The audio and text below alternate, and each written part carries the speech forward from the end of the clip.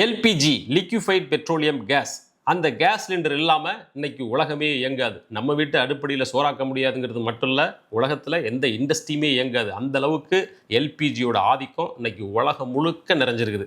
அந்த எல்பிஜியை எப்படி முதல்ல கண்டுபிடிச்சாங்க அப்படின்னு பார்த்தோம்னா 1910 வருஷ காலகட்டத்தில் அமெரிக்காவில் அப்போ தான் ஹென்ரி ஃபோர்டு கார் அதை கண்டுபிடிச்சிருக்கிறாரு. அமெரிக்க மக்கள் அந்த கார்களை ஓட்டிக்கிட்டு சாலைகளில் போகிறாங்க. அப்போ அதில் ஒருத்தர் தான் காருக்கு பெட்ரோல் போட்டுக்கிட்டு வீட்டுக்கு போகும்போது வீட்டில் போய் பார்த்தாக்க பாதி பெட்ரோலை காணும்.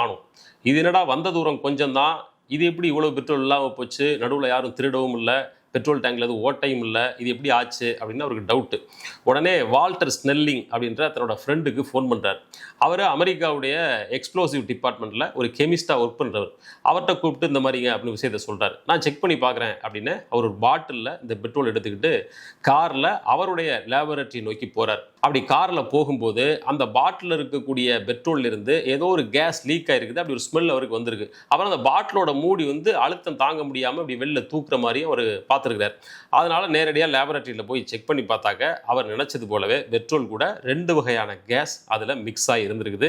அந்த கேஸ் காரணமாக தான் அந்த மூடி தூக்கி இருக்குது. பெட்ரோல் டேங்கில் பாதி பெட்ரோல் எவாப்ரேட் ஆனதுக்கு காரணமும் இந்த கேஸ் தான். அதில் இருந்த அந்த 2 கேஸ் தான் பியூட்டேன் மற்றும் புரோப்பேன். இதுதான் இன்னைக்கு உலகத்தையே ஆட்சி பண்ணக்கூடிய எல்பிஜி லிக்யூஃபைட் பெட்ரோலியம் கேஸ். இன்னைக்கு உலகத்தில் எத்தனை கோடிக்கணக்கான பேர் இதை யூஸ் பண்ணுறாங்க அப்படின்றதுக்கு கணக்கே இல்லை. உலகத்தையே ரூல் பண்ணக்கூடிய இந்த எல்பிஜி அன்னைக்கு ஒரு கண்ணாடி பாட்டிலின் வழியாக தான் கண்டுபிடிக்கப்பட்டுச்சு. அதனுடைய வரலாற்றை தான் இந்த வீடியோவில் டீட்டெயில்டாக பார்க்க போகிறோம். வெல்கம் டு பிடி ரிப்போர்ட்ஸ். நான் உங்கள் பாரதி தம்பி.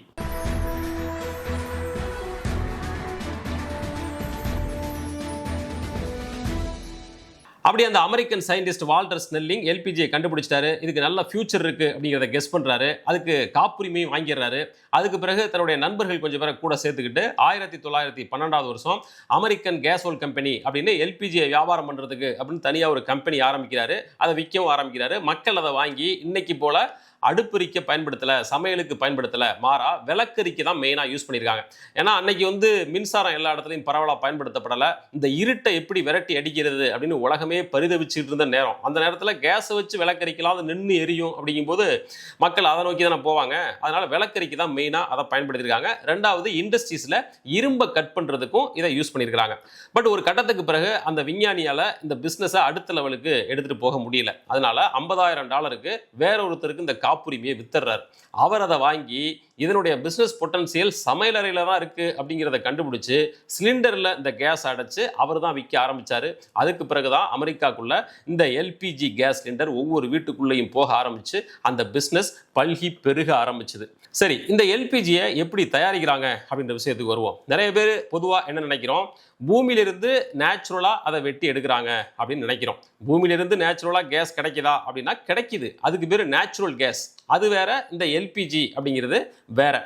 நேச்சுரல் கேஸ் அப்படிங்கிறது இன்னைக்கு நம்ம காரு, ஆட்டோ அதுல எல்லாம் பயன்படுத்துறோம் இல்லையா, சிஎன்ஜி கம்ப்ரஸ்டு நேச்சுரல் கேஸ், அதுதான் நேச்சுரல் கேஸ். இது எல்பிஜி. இதை எப்படி தயாரிக்கிறாங்கன்னா, பூமியிலிருந்து கச்சா எண்ணெயை எடுத்து அதை பெரிய பெரிய ரிஃபைனரிஸில் அதிக வெப்பத்தில் ப்ராசஸ் பண்ணி பெட்ரோல், டீசல், ஒயிட் பெட்ரோல் அப்படின்னு என்னென்னவோ பை ப்ராடக்ட்ஸ் தயாரிக்கிறாங்கல்ல, அதில் one of the by products தான் இந்த எல்பிஜி. உடனே நமக்கு ஒரு டவுட் வரும், அதான் பூமியிலிருந்து நேரடியாக நேச்சுரல் கேஸே கிடைக்குது, அதை யூஸ் பண்ணாமல் எதுக்கு கச்சா எண்ணெய் எடுக்கணும், பெரிய பெரிய ரிஃபைனரிஸில் வச்சு அதிக வெப்பத்தில் சூடுபடுத்தி எதுக்கு அந்த வேலையெல்லாம், நேச்சுரலாக கிடைக்கிற இந்த கேஸையும் யூஸ் பண்ணிட்டு போயிடலாமே அப்படின்னா அதில் சில ப்ராக்டிக்கல் சிக்கல்கள் இருக்குது. ஏன்னா நேச்சுரல் கேஸில் மேக்ஸிமம் இருக்கிறது மீத்தேன் தான். 90% மீத்தேன் தான். அந்த மீத்தேன் அப்படிங்கிறது ரொம்ப லேசான வாயு, காற்றை விடவும் லேசானது, ஈஸியாக காற்றுல ஆவி ஆகிடும். அதை ஒரு கலனில் அடைச்சி, ஒரு வெசலில் அடைச்சி ஒரு இடத்துலேருந்து இன்னொரு இடத்துக்கு கொண்டு போகிறது அப்படிங்கிறது ப்ராக்டிக்கலாக சிக்கலானது. அதிக அழுத்தத்தை தாங்கக்கூடிய அந்த சிலிண்டர் வேணும். இப்போ நம்ம வீட்டில் பயன்படுத்துகிற சிலிண்டருக்கும் ஆட்டோவில், காரில் பயன்படுத்துகிற சிஎன்ஜி சிலிண்டருக்கும் வித்தியாசம் இருக்கும். நம்ம பார்த்துருப்போம். ஏன்னா அது அதிக அழுத்தத்தை தாங்கக்கூடிய அளவுக்கு அந்த சிலிண்டர் தயாரிக்கப்பட்டிருக்கும். வீட்டில் இருக்க சிலிண்டருங்கிறது சாதாரண இரும்பு சிலிண்டர். இது ஒரு முக்கியமான வித்தியாசம். இந்த எல்என்ஜியை பொறுத்தவரையிலும் அந்த பிரச்சனை கிடையாது. இது காற்றை விடவும் கனமான ஒரு வாயு. இதை ஈஸியாக சாதாரண இரும்பு சிலிண்டரில் அடைச்சே ஒரு இடத்துல இருந்து இன்னொரு இடத்துக்கு கொண்டு போயிடலாம். நேச்சுரல் கேஸ் தான் இந்த உலகத்தில் அதிகமாக கிடைக்குது அப்படின்னாலும் கூட எல்பிஜி மக்களுடைய பயன்பாட்டுக்கு அதிகமாக வந்திருக்கிறதுக்கான காரணம் இந்த டிரான்ஸ்போர்ட்டேஷன் இதில் ஈஸியாக இருக்குது அப்படின்ற ஒரே காரணம் தான்.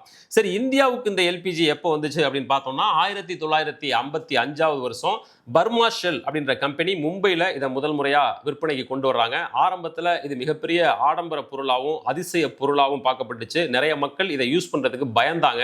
ஈஸியாக வெடிச்சிரும், தீப்பத்திக்கும் அப்படிலாம் பயந்தாங்க.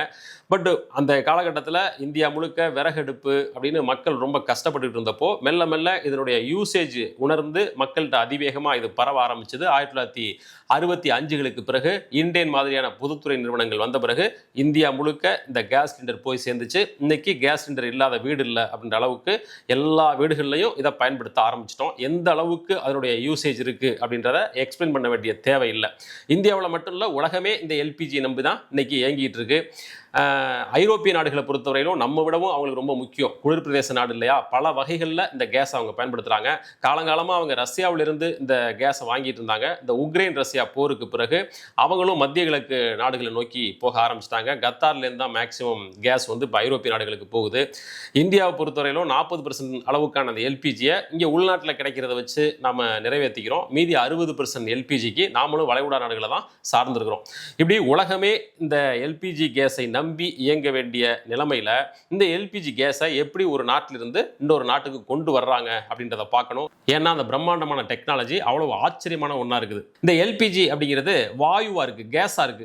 அதை ஒரு இடத்துல இருந்து இன்னொரு இடத்துக்கு டிரான்ஸ்போர்ட் பண்ணணும் அப்படின்னா அதை முதல்ல திரவமா மாற்றணும், லிக்விடா மாற்றணும். அப்படி லிக்விடா மாத்துறதுக்கு 2 வழிமுறைகள் இருக்கு. ஒன்று, அந்த கேஸ் மேல அதிகமான ப்ரெஷரை கொடுக்கறது. அப்படி இல்லைன்னா அதோட வெப்பநிலையை -42°C குறைக்கிறது. இப்படி பண்ணா அந்த எல்பிஜி தண்ணி மாதிரி மாறிடும். இப்படி திரவ வடிவில் மாற்றப்பட்ட அந்த எல்பிஜி கேஸை ஒரு இடத்திலிருந்து இன்னொரு இடத்துக்கு கொண்டு போறது அப்படிங்கிறது மிகப்பெரிய வேலை இல்லையா?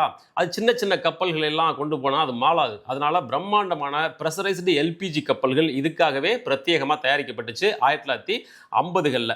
இந்த கப்பல்கள் பார்க்கறதுக்கு ரெகுலரான சரக்கு போக்குவரத்து கப்பல்கள் போல இருக்காது. அதோட மேலே கூம்பு வடிவத்தில் பெரிய பெரிய அந்த கண்டெய்னர்ஸ் இருக்கும். அதில் தான் அந்த கேஸை நிரப்பி கொண்டு போவாங்க.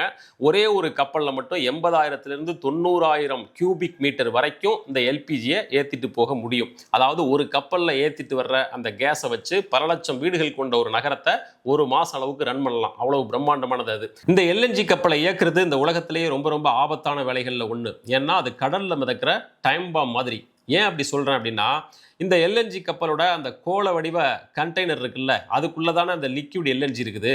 அது எப்பவும் -42°C மெயின்டைன் செய்யப்படணும். ஒருவேளை அப்படி மெயின்டைன் பண்ணலை அப்படின்னா, அல்லது அதனுடைய கூலிங் சிஸ்டம் ஃபெயில் ஆனிச்சு அப்படின்னா, உள்ளே இருக்கிற அந்த லிக்விட் எல்என்ஜி பயங்கரமான வேகத்தில் விரிவடைஞ்சு ஒரு மிகப்பெரிய வெடி விபத்து நடந்துடும். இது வெறுமனே பயமுறுத்துறதுக்காகவோ அல்லது ஒரு தியரியாவோ சொல்லலை. ஆக்சுவலாகவே இந்த மாதிரியான விபத்துகள் 2 நடந்திருக்குது. அதோட தீவிரத்தை புரிஞ்சுக்கிட்டாதான் அந்த எல்என்ஜி கப்பல் எவ்வளவு ஆபத்துகளை கடந்து ஒரு இடத்துலேருந்து இன்னொரு இடத்துக்கு டிராவல் ஆகி வருது அப்படின்றது நமக்கு புரியும். 2019 வருஷம் கருங்கடல் பகுதியில் கேண்டி மேஸ்ட்ரோ அப்படின்னு 2 எல்பிஜி ஏற்றப்பட்ட கப்பல்கள். இந்த 2 கப்பல்களும் இல்லீகலான முறையில் நடுக்கடலில் வச்சு ஒரு கப்பலில் இருந்த கேஸை இன்னொரு கப்பலுக்கு மாற்றிக்கிட்டு இருக்கும்போது அதில் ஏதோ ஒரு வாயு கசிவு ஏற்பட்டு விபத்தாயிருச்சு. நடுக்கடலில் 2 கப்பலும் தீப்பத்தி எரிஞ்சுது. பல நாட்கள், 5 நாட்கள் இடைவிடாமல் அந்த தீ எரிஞ்சிருக்கு. 2 கப்பலில் இருந்த க்ரூ மெம்பர்ஸ் அத்தனை பேரும் அதில் கருகி செத்து போனாங்க. இது 2019. இதுக்கு முன்னாடி 1974 ஜப்பானில் இன்னொரு மிகப்பெரிய விபத்து. டோக்கியோ வளைகுடா பகுதியில் ஒரு எல்என்ஜி கப்பல் ஒரு சரக்கு கப்பல் கூட மோதி அது தீப்பத்தி எரிய ஆரம்பிச்சிருச்சு.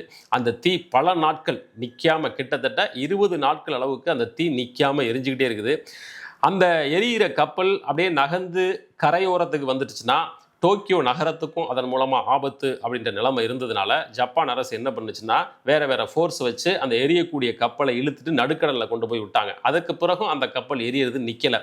இது இப்படியே விட்டால் வேற ஆபத்துகள் வரக்கூடும் அப்படின்னு யூகிச்ச ஜப்பான் அரசு இராணுவ விமானங்கள் மூலமாக மேலிருந்து குண்டு போட்டு அந்த கப்பலை கடலுக்குள்ளே மூழ்கடிச்சாங்க. அந்த அளவுக்கு இந்த எல்என்ஜி கப்பலோட டிரான்ஸ்போர்ட் அப்படிங்கிறது ஆபத்து நிறைஞ்ச ஒன்று. இந்த மாதிரியான பெரிய விபத்துகளுக்கு பிறகு கப்பலுடைய சேஃப்டி சிஸ்டத்தை இன்னும் பல மடங்கு மேம்படுத்தினாங்க.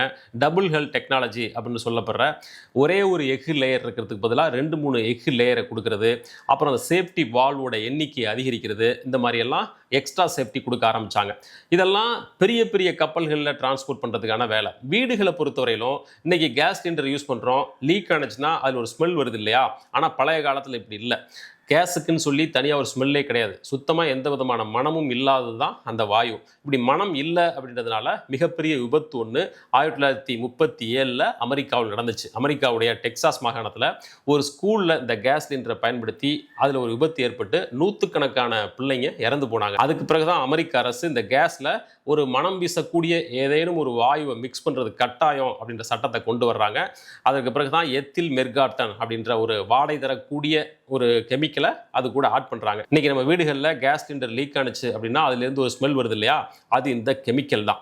இன்னொரு விஷயம், இந்த மாதிரி கேஸ் சிலிண்டர்லேருந்து லீக் ஆகும்போது அந்த கேஸ் காற்றுல கலந்து போகிறதில்ல. ஏன்னா எல்பிஜி அப்படிங்கிறது காற்றை விடவும் கனமானது. அதனால தரைகளில் படிஞ்சு போயிடும். அதனால தான் கேஸ் சிலிண்டர் லீக் ஆன ஒரு வீடுக்குள்ளே சுவிட்சை போட வேண்டாம், அதை பண்ண வேண்டாம்னு சொல்கிறாங்க இல்லையா. காரணம், அது கேஸாக இருந்தாலும் காற்றுல கலந்து வெளில போயிடாது, தரையில் படிஞ்சிடும். இப்போ நமக்கு முன்னாடி வரக்கூடிய கேள்வி அப்படிங்கிறது, இன்னொரு 50-100 வருஷத்தில் கச்சா எண்ணெயோட அளவு கணிசமாக குறைஞ்சிரும் அப்படின்னு சொல்கிறாங்க. பெட்ரோல் டீசலே இல்லாமல் போயிடும் அல்லது ரொம்ப கம்மியாயிடும் அப்படின்னு சொல்கிறாங்க. அதனால தான் இன்றைக்கி உலகமே ஆல்டர்னேட்டிவ் ஃபியூலை நோக்கி ஓடிட்டு இருக்கு. அப்படி இருக்கும்போது கச்சா எண்ணெய் குறைஞ்சது அப்படின்னா எல்என்ஜி கேஸ் தானே குறையும். உலகமே இதை நோக்கி ஓட ஆரம்பித்து இதை டிபெண்ட் பண்ணி இருக்க ஆரம்பிச்சிட்ட பிறகு எல்என்ஜி நாளைக்கு இல்லை அப்படின்னு வந்தால் எப்படி மனித சமூகம் அதை சமாளிக்கும் அப்படின்னா, இன்றைய நிலைமையிலேயே நம்ம ஆல்டர்னேட்டிவ் நோக்கி கொஞ்சம் கொஞ்சமாக போக ஆரம்பிச்சிட்டோம் அப்படின்னு தான் தோணுது. கணிசமாக இண்டக்ஷன் ஸ்டவ், அப்புறம் பயோகேஸை யூஸ் பண்ணுறது, இப்படியெல்லாம் போயிட்டுருக்காங்க. இருந்தாலும் விஞ்ஞானிகள் என்ன சொல்கிறாங்க, எல்என்ஜி அப்படின்ற ஒரு பிரம்மாண்டமான தேவையை நிறைவு செய்யணும் அப்படின்னா அதுக்கு ஈக்குவலான இன்னொரு உற்பத்தி முறை வேணும். ஹைட்ரஜன் எரிவாயுவை அதற்கு பயன்படுத்தலாம் அப்படின்னு சொல்கிறாங்க. தண்ணியை வேதியியல் ரியாக்ஷனுக்கு உட்படுத்தி ஹைட்ரஜன் அணுவை தனியாக பிரித்து எடுத்து அதை ஒரு ஃபியூலாக யூஸ் பண்ணுறது, அது ரொம்ப எஃபெக்டிவாக பயன்படுத்த முடியும். அதிலிருந்து புகை எதுவும் வராது, நீராவி மட்டும்தான் வரும் அப்படின்றதுனால ஹைட்ரஜன் எரிவாயு எதிர்கால மனித தேவையை நிறைவு செய்யும் அப்படின்னு சொல்கிறாங்க. அதை நோக்கி ஆராய்ச்சி ரொம்ப அட்வான்ஸ்ட் லெவலில் போயிட்டு இருக்கு அப்படின்னு சொல்கிறாங்க. எனிவே, நம்ம கண்ணு கட்டிய தூரத்தில் நம்ம தலைமுறையில் இந்த எல்என்ஜி கேஸுடைய ஆதிக்கத்தை யாராலையும் எதுவும் செய்ய முடியாது அப்படின்றது மட்டும் தெளிவாக தெரியுது. 1910 வருஷ காலகட்டத்தில் அமெரிக்காவில் ஒரு பாட்டில் அடைக்கப்பட்ட அந்த எல்என்ஜி கேஸுடைய அந்த ஆதிக்கம், செல்வாக்கு அப்படிங்கிறது 100 ஆண்டுகளை கடந்தும் இன்னைய வரைக்கும் நீடிச்சு நிலைச்சு நிற்கிது. நம்ம வீட்டில் பயன்படுத்தப்படுற அந்த சிலிண்டர் அப்படிங்கிறதுக்கு பின்னாடி வணிகம் இருக்குது, உலக அரசியல் இருக்குது, ஜியோ பாலிட்டிக்ஸ் இருக்குது, இன்னும் என்னென்னவோ இருக்குது. ஸோ இந்த எல்என்ஜி கேஸுடைய இந்த உருவாக்கம், அதனுடைய வளர்ச்சி, வரலாறு, இது எல்லாம் உங்களுக்கு இதை பற்றின ஒரு கூடுதல் இன்சைட்ஸை கொடுத்துருக்கோம் நம்புகிறேன். மீண்டும் மற்றும் ஒரு வீடியோவில் சந்திக்கலாம். நன்றி.